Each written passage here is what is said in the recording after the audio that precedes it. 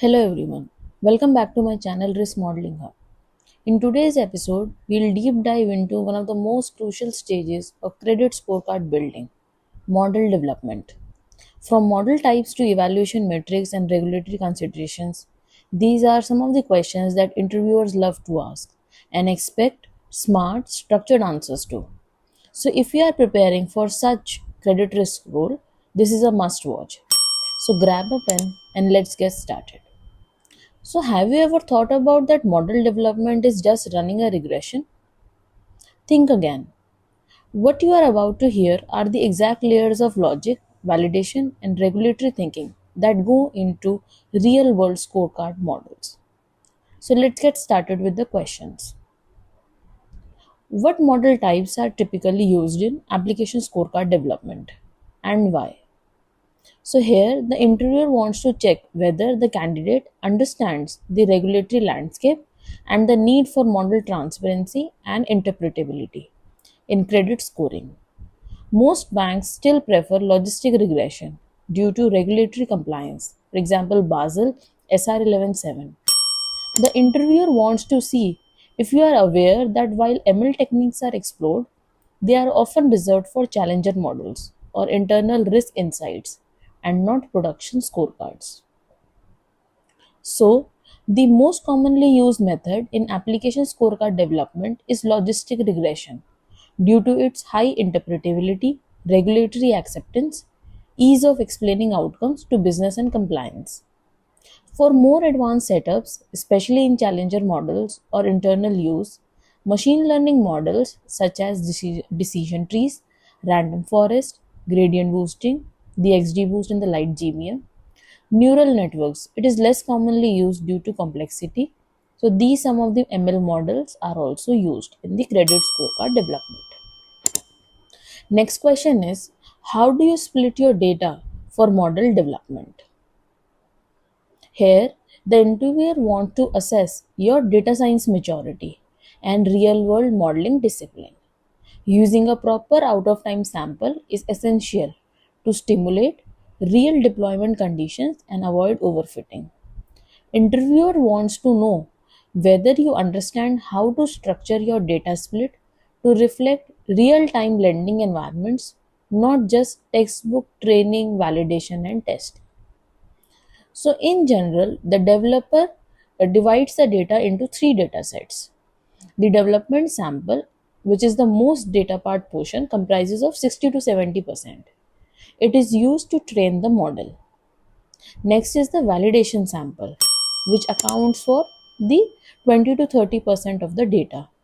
This is used to fine tune the hyperparameters and check for overfitting. Next is the out of time, the OOT sample data.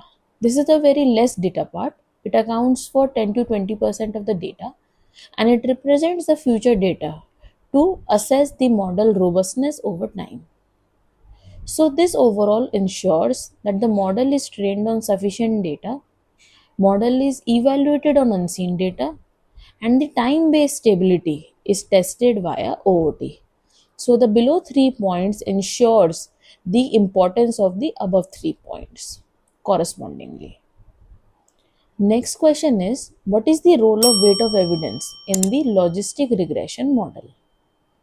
So, here to determine your knowledge of domain specific transformations, WOE is more than a transformation.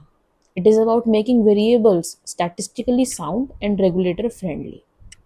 So, here the interviewer wants to confirm that you can make your model both monotonic and interpretable, which is crucial in scorecard modeling, unlike the general purpose model. So, the WA transformation is used to convert the categorical or binned continuous variables into the numeric format. It ensures the monotonic relationship between the feature and log odds of default. It handles the missing value gracefully and improves the model interpretability and stability. Last but not the least, it is especially useful when business or regulators they expect clear insights into the driver relationships. Next question is, what metrics do you use to evaluate the model performance. This is asked to ensure that you are not just building models but also monitoring them holistically and responsibly. Credit scoring requires the balance between the predictive power measured by AOC KS metrics and stability measured using the PSI metric. The interviewer wants to see if you understand that a model is only useful if it performs consistently across the time and population. So, for credit scorecards, Gini or AOC metrics is used to assess the predictive power of the model. Next metric that is very important is KS statistic. It is used to assess how much there is a separation between good and bad borrowers. Higher the separation, higher is the chances of good accuracy of the model.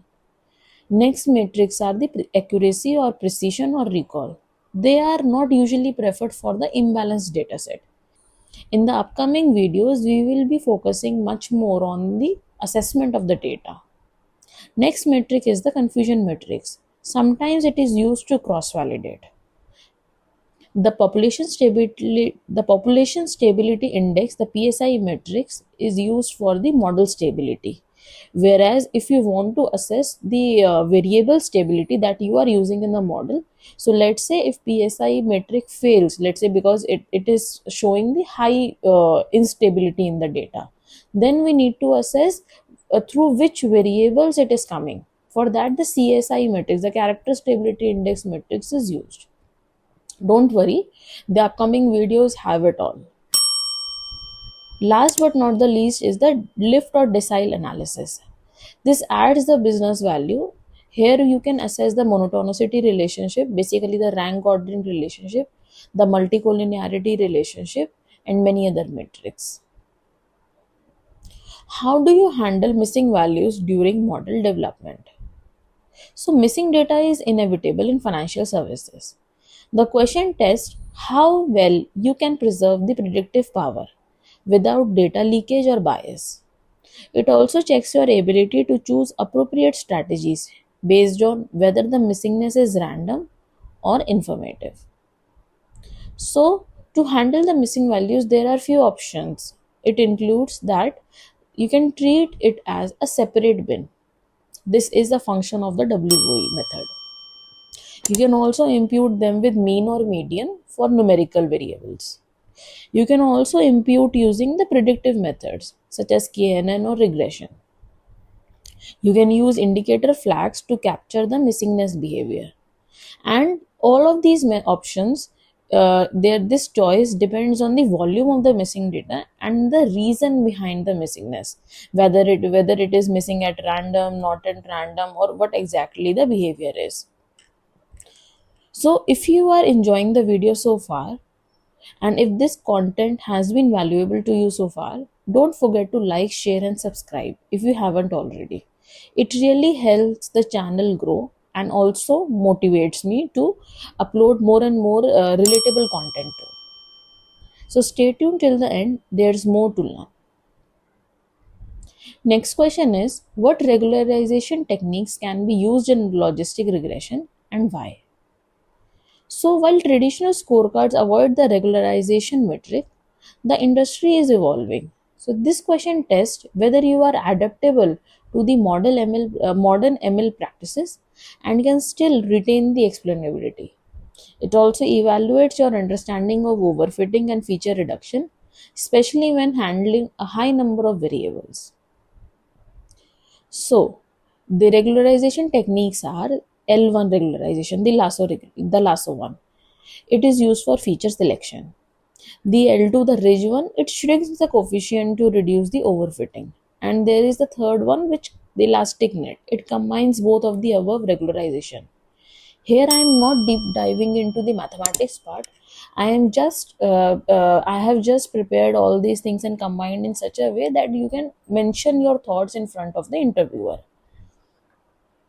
So, these methods, though rarely used in the traditional scorecards due to its interpretability concerns, the regularization can assist during the early stage feature selection or challenger modeling.